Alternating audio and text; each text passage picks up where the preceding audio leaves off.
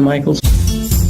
This is the Intuitive Leadership Mastery Podcast. What would it take for you to double your profits and half your stress with your intuition? Learn how with your host, Michael Light.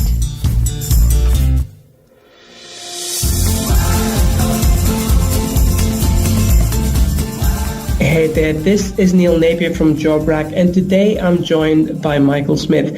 Michael is the founder of Intuitive Business Growth, and he is also author on a book about business intuition. Now, I have to tell you that I met Michael about this time last year. I think it was at a DC BKK event in Bangkok, and I'm just impressed by the approach that Michael takes towards building a business, towards being an entrepreneur, because many people that I meet day in, day out are all about, they talk about the money that they're making, they talk about raw success, they post pictures of them sitting in business class seats in an airplane and all their Lamborghinis and whatnot. But, the approach I think that Michael takes, and again, this is my perception, is more of a humble entrepreneur who's creating a difference not only in their business and for other people, but also spiritually, who's growing as a person and not just as a business.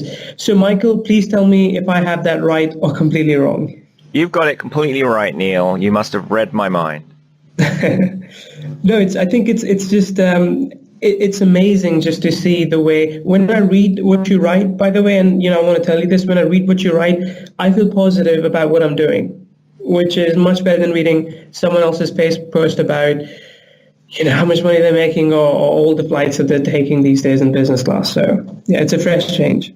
Well, that's good to hear. And, I work on writing positively, and also I put positive energy into the messages I post on Facebook or emails. So that's a little extra tip for you and your listeners. That when you're sending an important email, give it some positive energy because it makes a difference. It kind of makes it pop out at the other end.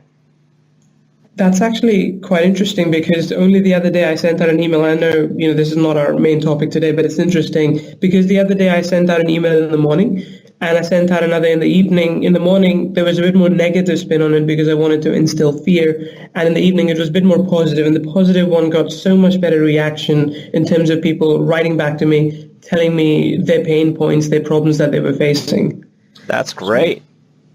Yeah, interesting. So, Michael, tell us a little bit more about yourself. I mean, your background, what do you do, your business, and so on? Sure. Well, I started off more than 30 years ago starting my own business. And, I did a math degree, which is very logical. I was interested in personal growth stuff, but for a long time when I ran my business, I did it from a logical, analytic point of view, spreadsheets, pros and cons lists, all that kind of thing. And when it came to hiring, I had great difficulty hiring good staff. I do all the, checking their references, going through their resume and what have you, but it seemed to be a crapshoot as to whether I got someone who was any good or not. So, and I think that's an issue for a lot of entrepreneurs hiring people, that it's a challenge. True, and most entrepreneurs think that it's all about the numbers game in terms of hiring, that they put out a post, they get 50 applicants, maybe one or two of them will turn out to be good. And I think that's a very inefficient approach to take. And I know you made a post recently about intuition and abundance for successful hiring. So could you shed some more light on that? How do you see this being put into action? Well, I think it all starts about being super clear about what your ideal candidate for this position is. And that's more than just a job description. It's what kind of characteristics they have, what kind of person they are, what kind of qualities they have. Do they have integrity? Are they positive? Do they have a lot of energy or drive? How are they getting on with your other teammates? Every business has a different set of criteria based on what's important to you, and probably based on where you've had problems with people in the past. Because anytime you've had a problem with a previous employee, you want to think, okay, what were the issues here? How did I create this? And what are the characteristics I want to avoid? And then flip those negative characteristics around and turn them into positives. So if you had someone who was always late to meetings, you flip it around and say, I want someone who's always on time for meetings and deadlines. Interesting, because, I myself have noticed that, again, just talking about meetings for a second, people who are often late, they don't really have the commitment or the loyalty to be there when the chips are down. So we've started avoiding those kind of people in our hiring process as well.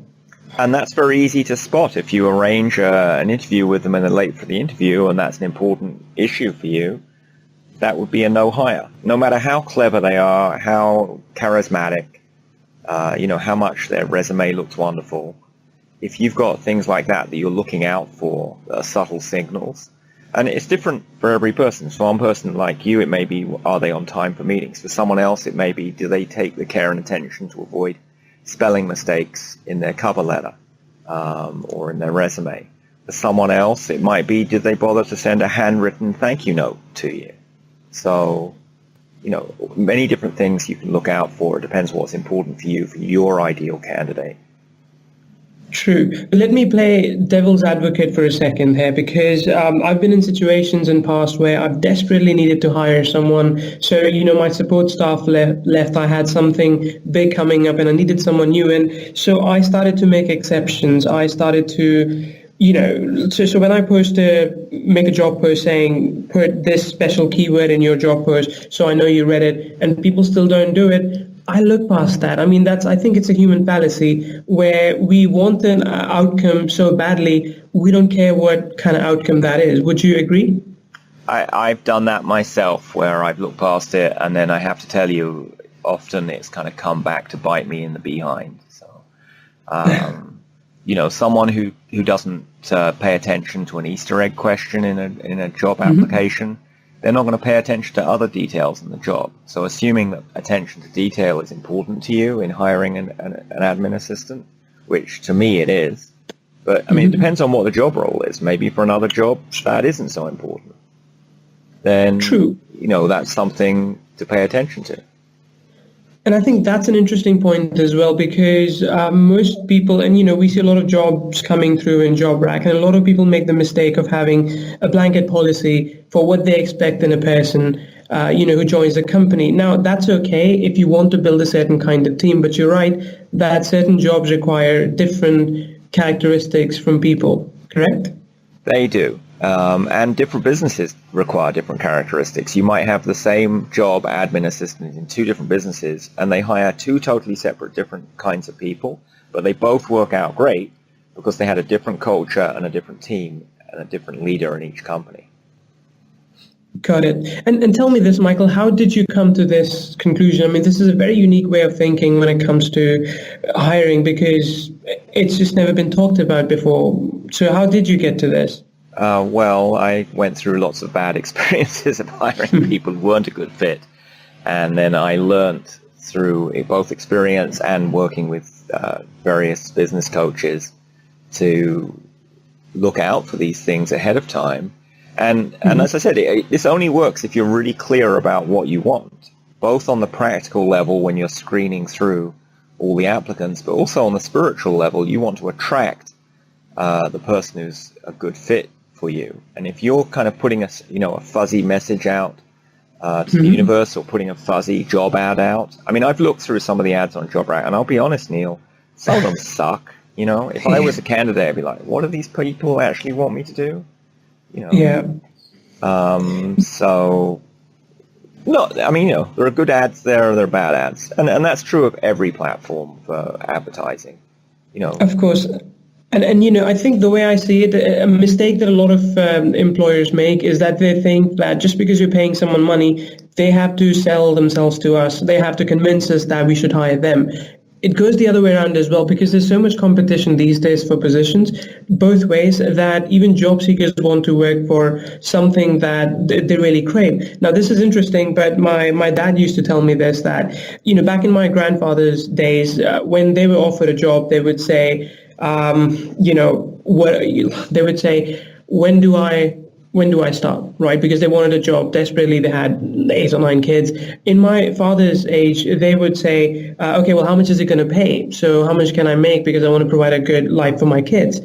In today's day and age, when we are offered a job, we ask the question, what is it? We want to do something we enjoy. So I think it is very important that employers, companies actually sell the job to potential job seeker as well.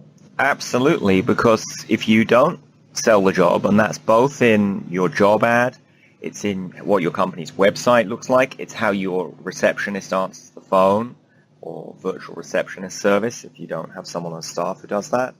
All of these details come together, and how you respond to emails.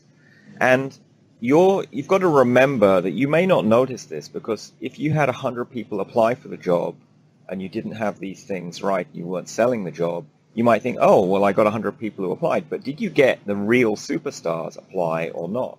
Or did they skip over your job and you didn't notice? So definitely you need to sell the job, make the ad interesting, add a little bit of personality into it. The best job ads make people smile a bit. They're like, yeah, I want to really work there. So I think that's very important to do. It's you're selling your company to the applicant. They are selling themselves to you for working for you.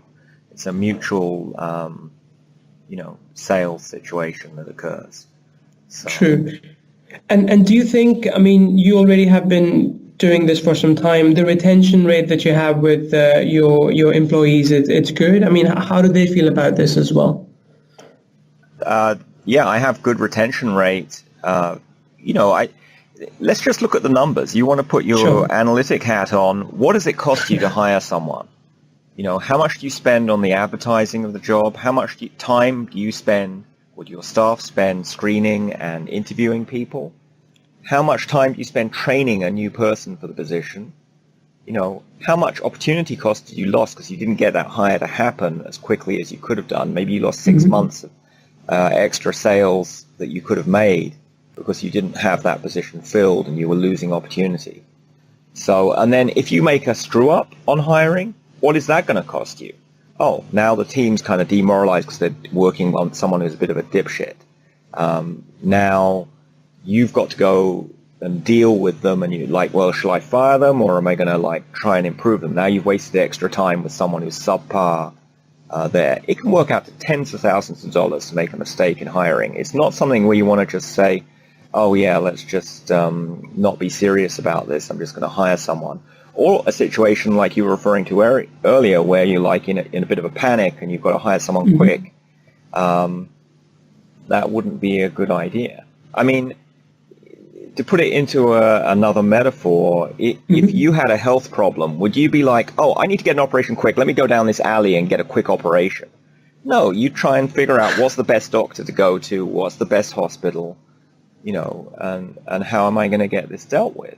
Or if you're really smart, you dealt with your health proactively so you don't get as sick as often. And the same thing with hiring. If you think about how to make your employees happy, how to attract great candidates, and how to retain them, then you don't have panic situations and people don't leave you in the lurch. They give you a reasonable amount of notice. They have documented how their job is doing. They do training for the new person who's going to take over. You can't chain people to the job, and you wouldn't want to. But you can certainly hire people who are responsible and smart and do the best thing and want to help the business succeed. And the other thing that's related to this that I recommend people do is always be hiring. If you've already filled your admin assistant, your developer, or your marketing position, or sales, or whatever, but continue to look for quality people who are like, okay, when I have an open position, either because someone's left or they had to go on leave, or my company has grown and I have extra opportunity, I would love to hire this person, and make a Rolodex of good people that if they're still available in 6 months or a year's time when you need them, you can go straight to them. That way you don't have that kind of panic situation. That is true. I think a lot of entrepreneurs I work closely with, they tend to hire last minute. Their problem is they think, okay, next month we have something coming up. We need to hire someone in the next week or next 2 weeks. And like you said, that's never the right answer. That's never the way things should be as well. Which brings me to another question. I mean, knowing that you hire often, do you also have systems in place? Is more or less everything in your business now systemized, or are you working towards that? I think it's more important to hire smart people who can create the systems. People who are smarter than me in whatever the field is. I just hired someone from JobRack who's a marketing genius, and he's going to know far more about what's important there and what systems need to be set up than for me to tell him, here's every detail of what you should do. So, I mean, maybe for some positions, you'd have a system in place ahead of time. And certainly after you've hired someone in there, you'd have the documentation to pass forward to whoever takes that role on after them. But I think there's an over-reliance on having SOPs and systems there to the exclusion of hiring great candidates. Got it. I think that's a way for people to, because they're sacrificed on, like you said, hiring the smart people. So that's a way to compensate, by doing SOPs, because that makes them feel less guilty about hiring someone who might not be as efficient or innovative. Hiring someone for your business is a long-term investment. We talked earlier about how much it costs if you screw it up. Mm-hmm. In the tens of thousands of dollar range, typically for a position. And, why would you not want to have the best person there? It just kind of boggles my mind there that anyone would want to have do it on the cheap. Why would you not go to the best place to hire people and pay whatever the fee is to get great candidates?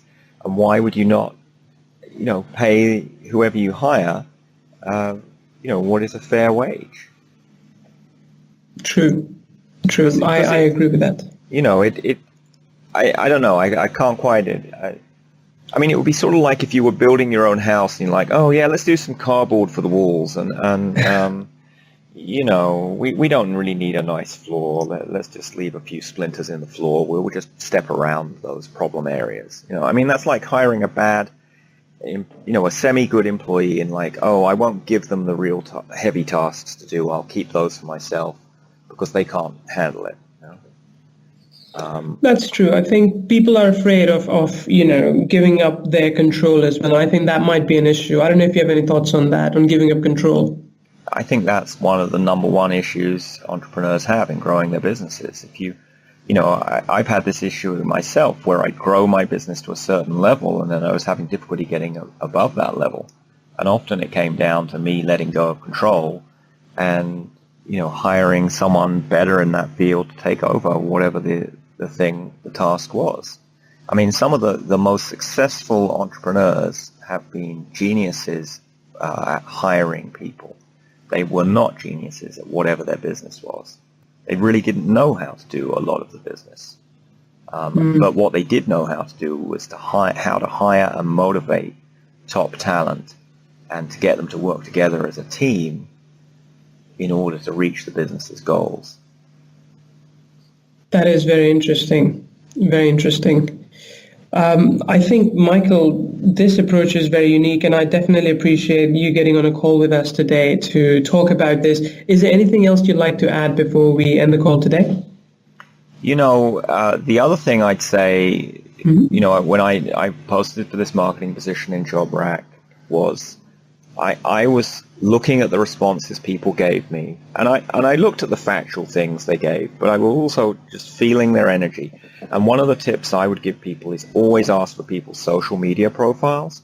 You get an enormous amount of information from on the intuitive level from someone's LinkedIn or Twitter or Facebook profile. You can feel what kind of person they are. Are they like eager, positive? Do they complain a lot? Do they post weird pictures that you really don't, think are a good fit?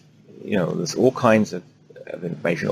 Or maybe they just don't maintain their profile very well on LinkedIn, and it's kind of out of date and missing a lot of stuff. So it can tell you a lot of stuff and give you a gut feel for someone very quickly. I have to admit, I think you kept the best for last because I've never thought about this, and I think this could simplify the hiring process so much just by being more intuitive, by looking at who they are as a person than just what they know. You can always train someone on skills for some new piece of software that's come out or whatever the task is.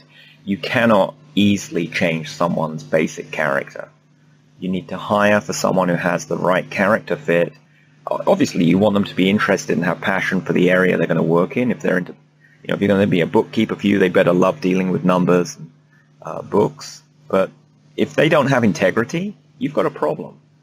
If they don't have reliability, like you were saying, to turn up on time, you've got another problem. So these are all good things to figure out. And often with human characteristics, it's not like a checklist you can look for. You've got to come to some kind of intuitive idea or gut feeling about, is this person a good fit? So, yep, that's a great thing to do. So it's been great talking with you, Neil. I really appreciate what you guys are doing with JobRack, and I'm looking forward to working further with you in the future. Likewise, Michael, and thank you so much for such an interesting perspective on hiring. I think this would really help the JobRack community. Thank you.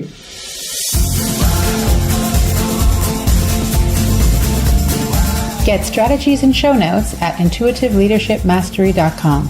What would it take to see you here next time on the Intuitive Leadership Mastery Podcast?